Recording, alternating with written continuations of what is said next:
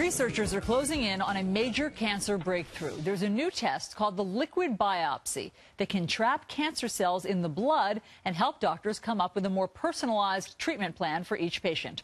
Our medical aid team joins us now with more on this. Dr. David Samadi, Fox News health contributor and vice chair in the Department of Urology at Mount Sinai, and Dr. Sunara Kumar, director of Comprehensive Breast Center at Staten Island University Hospital, assistant clinical professor at Mount Sinai School of Medicine, and Fox News medical contributor. I'm impressed with both of you and your titles. All right, let's talk about this liquid biopsy. Dr. Samadi, what does this mean for cancer treatment and testing going forward? A very exciting test. Usually when you have cancer cells that come out of the organ, whether it's lung cancer, prostate, or breast, they circulate in the blood. So it would be interesting to know exactly what's going on with the patient before they actually spread and go to other organs. And that's exactly what this is.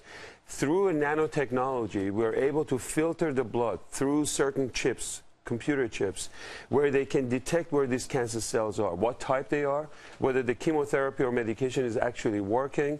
Obviously, this is at the very early stage. We still have another 3 to 5 years to go before it actually hits the clinical floor.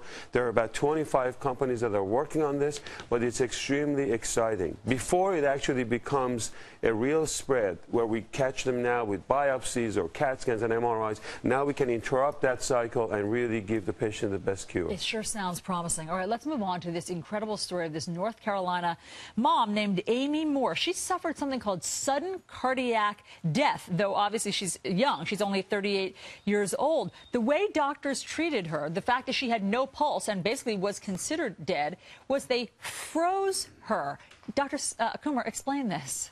Yeah, this is actually very exciting that doctors have taken this technology that we know about and utilized it in this way. Because many times when this happens, when a patient has sudden cardiac death, is that oftentimes they will die. If they're able to resuscitate them, 90% of them will have a neurological impairment. In this situation, what they're finding out is only about 40 to 50% of the time they'll have a neurological impairment, which is phenomenal.